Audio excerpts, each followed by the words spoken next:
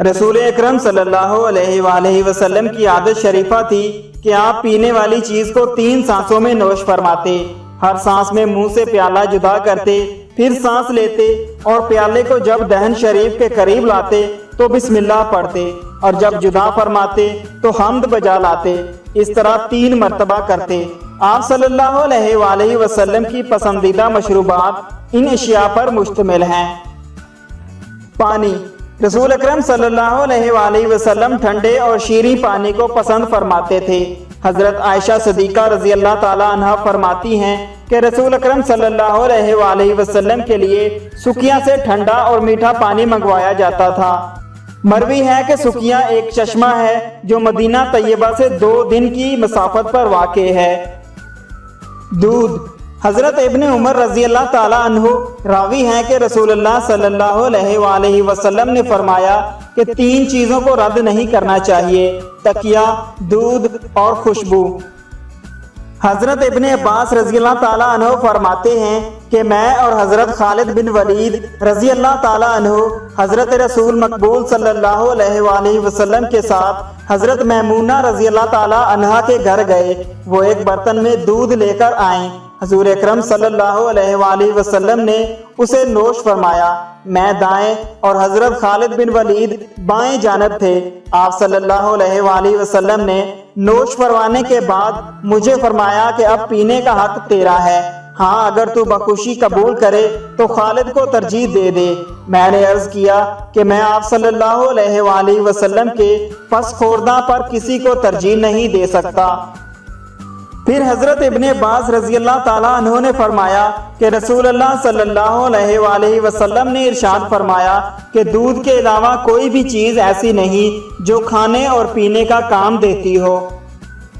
لسی۔ رسول اکرم صلی اللہ علیہ وآلہ وسلم نے دودھ میں پانی ملا کر لسی بنا کر پی ہے۔ حضرت انس رضی اللہ تعالیٰ عنہ سے روایت ہے کہ رسول اللہ صلی اللہ علیہ وآلہ وسلم کے لیے بکری کا دودھ دوہا گیا، پھر اس میں اس کنویں کا پانی جو کہ حضرت انس رضی اللہ تعالیٰ عنہ کے گھر میں تھا ملایا گیا، پھر رسول اللہ صلی اللہ علیہ وآلہ وسلم کی خدمت عالیہ میں پیش کیا گیا۔ حضور تاجدار انبیاء صلی اللہ علیہ وآلہ وسلم نے نوش فرمایا۔ پھلوں کا پانی۔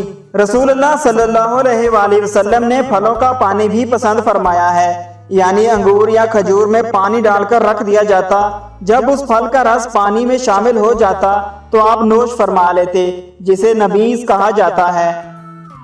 حضرت انس رضی اللہ تعالیٰ عنہ سے روایت ہے کہ میں نے اپنے اس پیالے میں رسول اللہ صلی اللہ علیہ وآلہ وسلم کو پینے کی اشیاء یعنی شہد، نبیذ، پانی اور دودھ پلایا ہے۔ حضرت عائشہ صدیقہ رضی اللہ تعالیٰ عنہا سے روایت ہے کہ ہم ایک مشکیزہ میں حضور صلی اللہ علیہ وآلہ وسلم کے لیے نبیذ بناتے تھے۔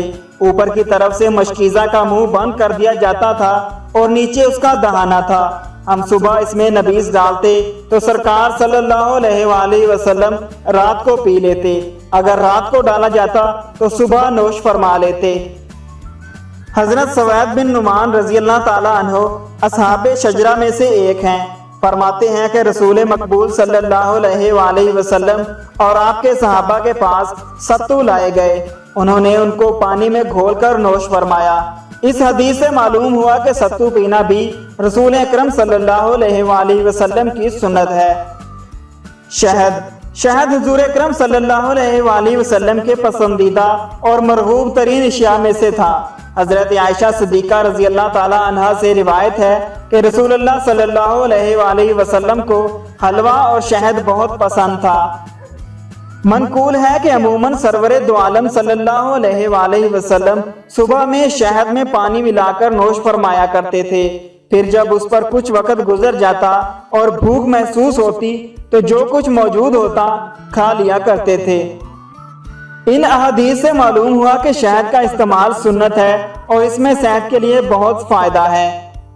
اللہ تعالی ہمیں سنت رسول صلی اللہ علیہ وآلہ وسلم کے مطابق مشروبات استعمال کر کے اپنی صحت کی حفاظت کرنے کی توفیق دے، آمین۔